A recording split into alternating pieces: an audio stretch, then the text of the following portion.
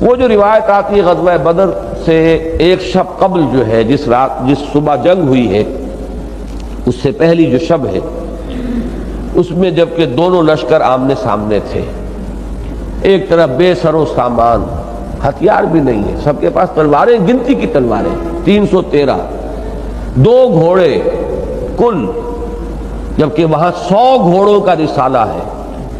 اور وہ آہن پوش ہیں، غرق آہن، ہر طرح سے مسلح ہو کر 1000 لشکر ہے۔ تو اس بے سر و سامانی کے ساتھ جب مسلمان آئے ہیں، عجب انداز سے آئے خدا کے چاہنے والے،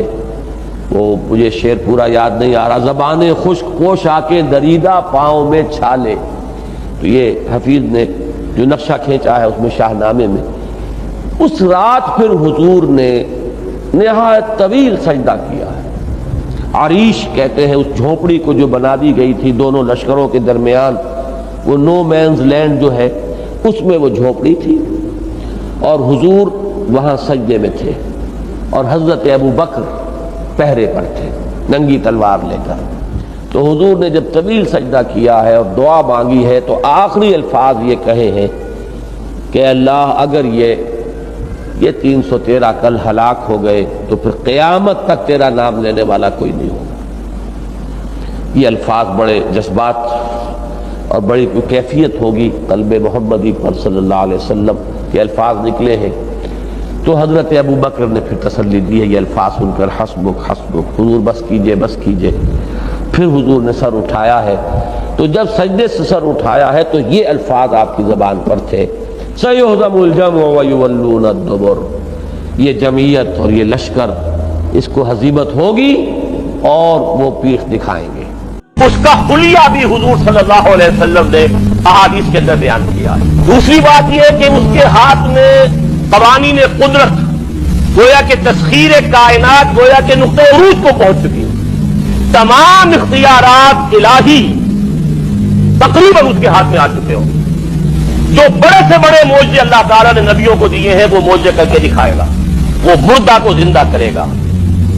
مردہ لوگوں کی افواہوں کو لے کر آئے گا، ان کی روحوں کو، اگرچہ جھوٹی روحیں ہوں گی، وہ شیاطین جن ہوں گے جو ان کا بھیس بدل کر آئیں گے، لیکن یہ کہ وہ لوگوں سے کلام کریں گی۔ یہ اسپرچولیزم جو اپنی انتہا کو پہنچا ہوا ہے یورپ میں اور مغرب میں، یہ در حقیقت اسی کا ایک مظہر ہے۔ وہ کھلے بیابان کو کہے گا جہاں بالکل ٹکیل جو ہے کوئی صحرا تھا، وہ لوگ گلزار کر دے گا جب چاہے گا، جب چاہے گا، جہاں چاہے گا بارش برسائے گا۔ فاصلہ اس کے لیے بے معنی ہوگا، اس کی سواری وہ ہوگی کہ جس کے دونوں کانوں کے درمیان فاصلہ 80 ہاتھ کا ہوگا۔ یہ سارے جو آج آپ کی ٹیکنالوجی کی جو انتہا جا رہی ہے اور جدھر جا رہی ہے، اس کو اچھی طرح سمجھ لیجیے۔ آج سے 100 سال پہلے شاید انسان ان چیزوں کا تصور نہ کر سکتا۔ وہ کوئی سواری ایسی بھی ہو سکتی ہے جس کے 2 کانوں کے درمیان کا فاصلہ جو ہے وہ 80 ہاتھ کا ہو۔ آپ کے یہ سارے جیٹس جو ہیں وہ کیا ہیں؟ ان کے ریڈارز جو لگے ہوئے ہیں، دونوں کان ہیں ان کے، اس کا ایک قدم اگر مدینے میں ہوگا تو دوسرا بیت المقدس میں ہوگا، اس کی آواز پوری دنیا میں سنی جائے گی۔ سنی جا رہی ہے کہ نہیں؟ یہ ساری قدرت، ساری قوتیں، تسخیر کائنات کلیتاً ایک آدمی کو چیر کر 2 ٹکڑے کرے گا،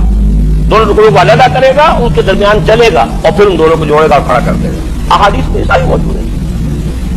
سرجری جدھر جا رہی ہے وہ ضرورت نہیں کہ وہاں تک آدمی پہنچ جائے، فریز کر کے تو یہ معاملہ ہو ہی سکتا ہے۔ اس قسم کے آپ چاہیں گے مخلوق پیدا کرنے کے قابل ہو جائیں گے، جو صفات آپ چاہتے ہیں پیدا کر لیں۔ ایسے انسان پیدا کیے جا سکیں گے جن میں سرے سے رحم اور سرے سے رقت کا مادہ ہی نہ ہو، ہیومن روبوٹس،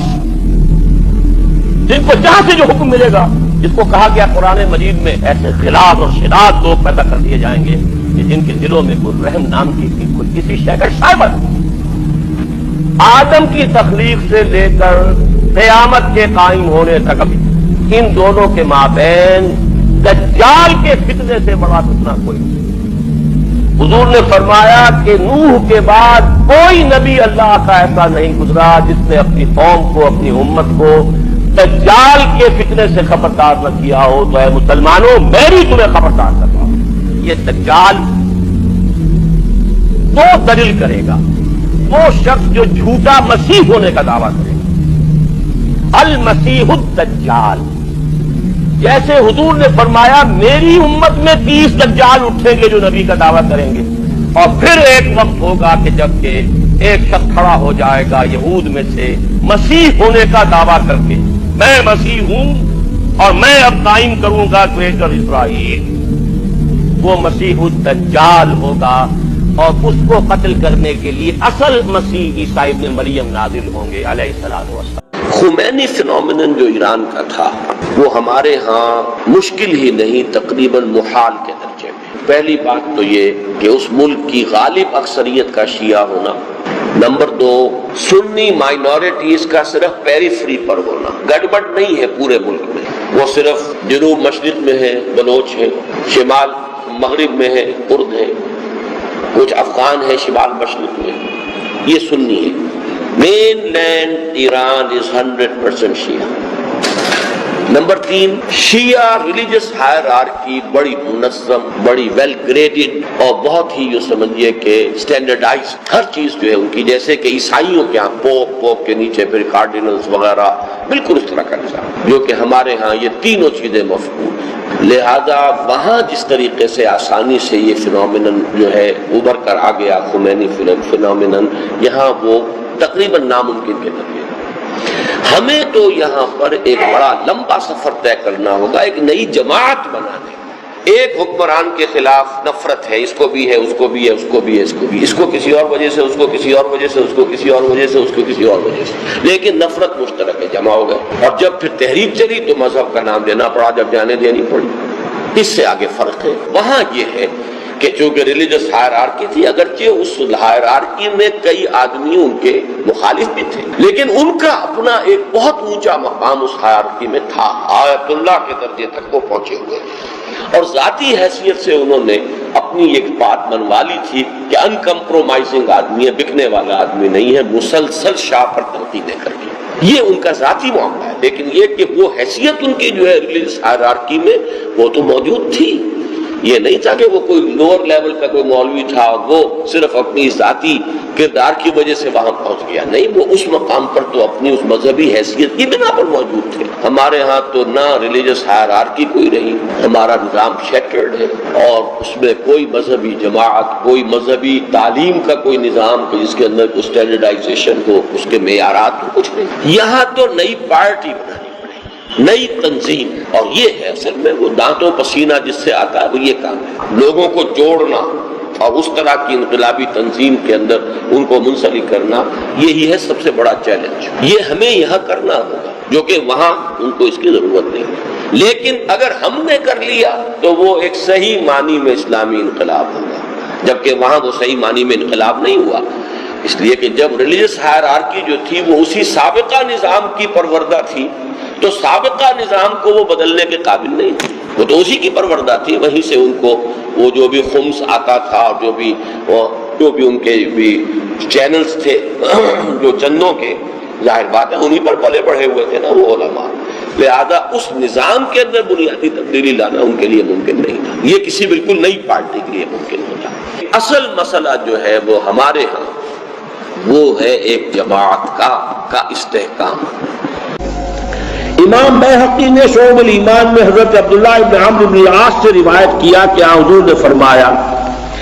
الصیام والقرآن یشفعان للعبد، روزہ اور قرآن دونوں بندے کے حق میں شفاعت کریں گے۔ یقول الصیام اے رب انی منعتہ الطعام والشہوات بالنہار، پروردگار میں نے تیرے اس بندے کو دن کے وقت کھانے پینے سے اور شہوت سے روکے رکھا، فشفعنی فیہ، تو اس کے حق میں میری شفاعت قبول فرما۔ وَيَقُولُ الْقُرْآنُ مَنَعْتُهُ النَّوْمَ بِاللَّيْلِ، اور قرآن کہے گا پروردگار میں نے تیرے اس بندے کو رات کے وقت سونے سے روکے رکھا، فشفعنی فیہ، تو میری شفاعت اس کے حق میں قبول فرما۔ فَيُشَفَّعَانِ، تو ان دونوں کی شفاعت قبول کی جائے گی۔ یہاں بھی نوٹ کیجئے کہ جو ہماری تراویح ہے آج کل کی 20 رکعت تراویح جو ہے، جو 1 گھنٹے سے کم کے اندر پوری ہو جاتی ہے، تو اس میں کون سی نیند ہے جو آپ کی گئی؟ کوئی شخص بھی آج کل جو ہے 11-12 بجے سے پہلے، 11 سے پہلے تو شاید کوئی ہوگا بیمار ہی ہو تو شاید سوتا ہوگا، ورنہ اس سے پہلے سونے کا سوال نہیں، اور اس کے اندر اندر سارا کچھ معاملہ ہو چکا ہوتا ہے۔ تو یہ اصل میں تراویح کا یہ نظام عوام کے لیے، بڑی سے بڑی تعداد میں لوگ اس سے وہی محاورہ ما لا یدرک کلہ لا یدرک کلہ، کوئی شے کل کی کل حاصل نہ کی جا سکے تو کل کے کل سے محروم بھی نہ ہو جائے، تو اس درجے میں یہ حضرت عمر رضی اللہ تعالیٰ عنہ کا قائم کردہ نظام ہے، اور اس کی پابندی ہونی چاہیے۔ لیکن صرف اس پر اتفاق کر لینا یہ اصل میں حکمت قرآن کو اور حکمت رمضان کو اور حکمت صوم کو نہ سمجھنے کے باعث۔ اس کا جو طریقہ مثلاً یہ کہ میرے علم میں آیا کہ اختیار کیا تھا شیخ الحدیث مولانا زکریا صاحب نے رحمت اللہ علیہ، افسوس یہ کہ ایک چیز تو ان کی سمجھ میں آ گئی، دوسری نہیں آئی۔ یہ تو سمجھ میں آ گئی کہ رمضان کی تو پوری راتوں میں جاگنا چاہیے، لہذا ان کے ہاں 20 تراویح اس طرح ہوتی تھی کہ 4 تراویح پڑھ لی، پھر آدھا گھنٹہ پونا گھنٹہ وقفہ دے دیا، اب لوگ اپنے طور پہ کوئی قرآن پڑھ رہا ہے، کوئی نوافل پڑھ رہے ہیں، کچھ اور کر رہے ہیں، کوئی کہیں پر وعظ و نصیحت شروع ہو گئی ہے، پھر جمع ہو گئے، پھر 4 رکعتیں پڑھ لی، پھر اس کے بعد وقفہ دے دیا۔ اس طریقے سے تقریباً پوری رات میں ان کے ہاں جو ان کی خانقاہ تھی سہارنپور میں،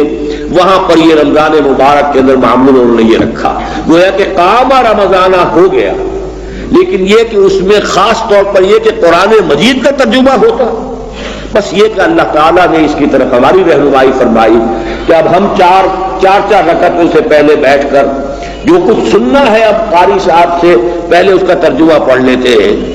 تو واقعہ یہ ہے کہ ایک عام تعلیم یافتہ آدمی بھی جب فوری طور پر جب سن کر اٹھتا ہے پھر سنتا ہے،